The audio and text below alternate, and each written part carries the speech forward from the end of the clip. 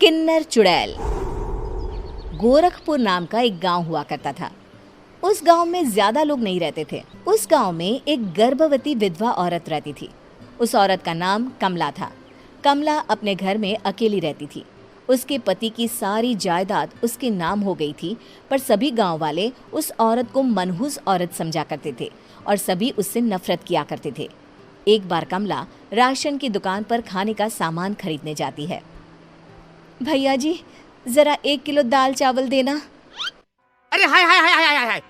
अरे मनहूस औरत, मेरी दुकान में अपशुगन करवाने आ गई क्या? हैं? चल जा यहाँ से। मैं कुछ नहीं देने वाला हूँ तुझे। भाग भाग यहाँ से, चल जा, निकल। भैया जी, ऐसा मत कहिए। मैं गर्भवती हूँ, मुझे खाने की बहुत जरूरत है। मुझे खाना दे दीजिए। दुकानदार कमला को वहां से धक्के मारकर भगा देता है। तभी कमला रोते रोते उस गांव के किन्नरों के इलाके में आ जाती है।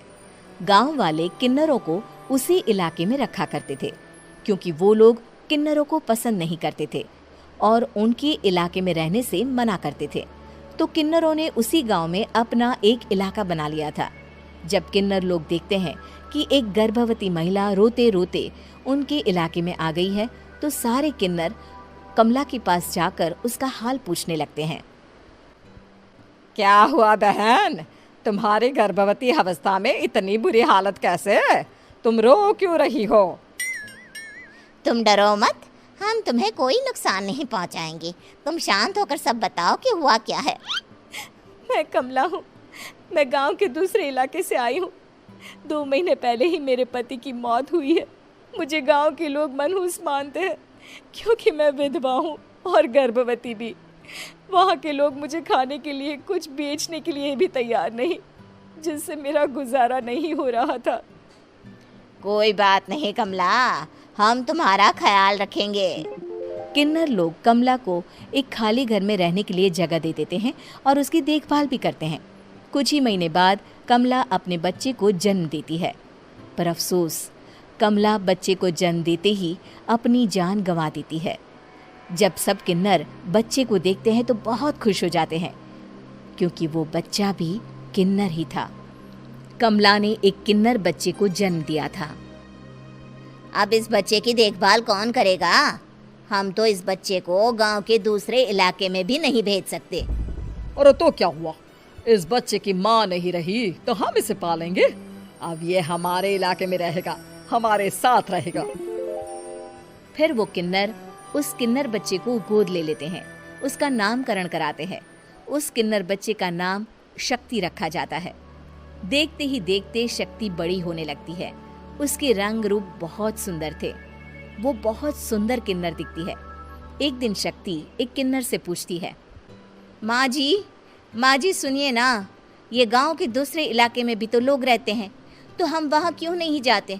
हम उनसे अलग क्यों रहते हैं? शक्ति, क्योंकि वो लोग हमारे जैसे नहीं, वो लोग हमें पसंद नहीं करते, इसीलिए हम उनसे अलग रहते हैं। क्यों? वो हमें क्यों पसंद नहीं करते? मुझे एक बार उस इलाके में जाना है। मैं एक बार वहाँ जाकर घूम कर आऊँ। शक्ति, खबरदार, जो तू उस इलाके में कभी भी गई तो अपनी जान नहीं गंवाना चाहती तो उस इलाके में कभी कदम भी नहीं रखेगी, समझी? इतना कहकर वो किन्नर वहाँ से चली जाती है। शक्ति उस किन्नर की बात सुनकर बहुत रोती है। माँ जी, ऐसा कैसे कह सकती हैं? उन्होंने इतनी सी बात के लिए मुझे इतना डांटा। अब तो मैं उस इलाके में ज़रूर जाऊंगी। फिर एक दिन शक्ति गांव के दूसरे इलाके में चुपके से जाती है। ये लोग तो हमारे जैसे ही इंसान हैं, तो ये हमसे नफरत क्यों करते हैं? जब शक्ति उस इलाके में पहुंचती है तो गांव के सारे आदमी उसके रूप से मोहित हो जाते हैं। वो लोग ये अंदाज़ा नहीं लगा पाते कि वो किन्नर है। शक्ति की सुंदरता देखकर सारे गांव वाले उसकी तारीफ करने लगते हैं। तभी गांव का चक्कर लगाने गांव के जमींदार का बेटा हर्ष वहां पहुंचता है। हर्ष भी दिखने में बहुत सुंदर होता है। जब हर्ष ने शक्ति को देखा तो वो भी उससे मोहित हो गया, और जब शक्ति की नज़र हर्ष पर पड़ी तो वो हर्ष को देखकर मोहित हो गई। आपको पहले कभी इस गांव में देखा नहीं। इस गांव में आप नए हैं क्या? जी नहीं, वो मैं बस। तभी शक्ति बोलते बोलते रुक जाती है और मन में सोचने लगती है, अगर मैंने इनको बता दिया कि मैं दूसरे इलाके से आई हूँ तो वो समझ जाएंगे कि मैं किन्नर हूँ, इसलिए मुझे इनसे झूठ ही बोलना पड़ेगा। शक्ति हर्ष को कहती है, जी हाँ, मैं इस गांव में नई आई हूँ, यहाँ अकेली रहती हूँ। वैसे आप कौन है? आप भी इसी गांव में रहते हैं? जी हाँ, मैं इस गांव के जमींदार का बेटा हूँ। आपको किसी भी चीज की जरूरत पड़े तो आप मुझे बता देना, मुझे अच्छा लगेगा। ऐसे ही शक्ति और हर्ष एक दूसरे से रोज मिलने लगते। वो दोनों अपने प्यार का इजहार करने एक दूसरे से मिलने जाते हैं। तभी शक्ति का पीछा करते करते एक किन्नर वहां आ जाती है। शक्ति, मैं तुमसे बहुत प्यार करता हूँ। मैं तुमसे शादी करना चाहता हूँ। क्या तुम मुझसे शादी करोगी?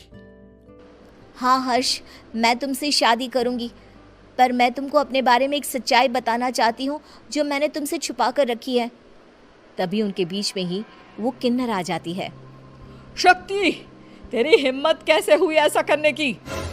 वो किन्नर शक्ति को खींचकर गांव के जमींदार के पास ले जाती है। हर्ष भी वहां शक्ति को बचाने के लिए पहुंच जाता है।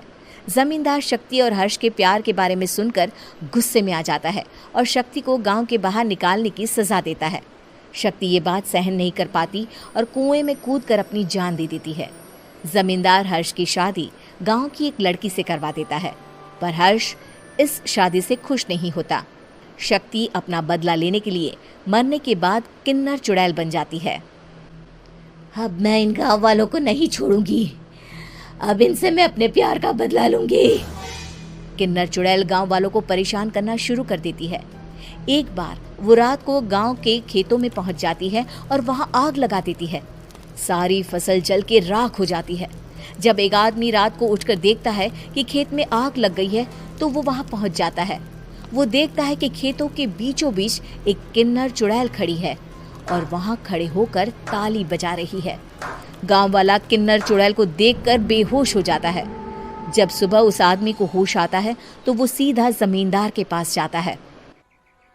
अरे जमींदार साहब, अरे वो किन्नर चुड़ैल ने मेरी सारी फसल जला दी। अब मैं क्या करूंगा? क्या होगा मेरा? जमींदार चुड़ैल किन्नर का नाम सुनते ही सब कुछ समझ जाता है। अब वो बहुत डर जाता है। उसी रात को जब जमींदार डर के मारे अपने कमरे में सो नहीं पाता, तभी वहां अचानक से किन्नर चुड़ैल आ जाती है। किन्नर चुड़ैल जोर जोर से जमींदार के आगे खड़ी होकर हंसने लगती है और ताली बजाने लगती है। जमींदार उस डरावनी किन्नर चुड़ैल को देखकर बहुत डर जाता है। तूने मेरे साथ बहुत बुरा किया, अब मैं तुझे जान से मार दूंगी। नहीं नहीं नहीं नहीं नहीं, मुझे माफ कर दो, मुझे मत मारो। मैं कभी ऐसा दोबारा नहीं करूंगा। अब तुम जो बोलोगी वही मैं करूंगा। ठीक है, मैं चाहती हूँ कि किन्नर इलाका गांव के इलाके से जुड़े और गांव का कोई भी आदमी किन्नर समाज से द्वेष ना करे, उससे नफरत ना करे, नहीं तो मैं सारे गांव को मार दूंगी। और तुम गांव में एक नया कानून बनाओ कि अगर किसी ने भी किन्नर समाज को हानि पहुंचाने की कोशिश भी करी या इनसे भेदभाव करने की भी कोशिश करी तो उनको कड़ी से कड़ी सजा मिलेगी। हाँ हाँ हाँ हाँ, मैं ऐसा ही करूंगा। तुम जो बोलोगी वो मैं करूंगा, पर मुझे जाने दो प्लीज। तब वो किन्नर चुड़ैल वहां से चली जाती है। गांव का जमींदार किन्नर चुड़ैल का कहा मानते हुए दोनों इलाकों को एक कर देता है और नया कानून भी लागू कर देता है। तब से वहां किन्नर समाज और बाकी गांव वाले शांतिपूर्वक रहने लगते हैं।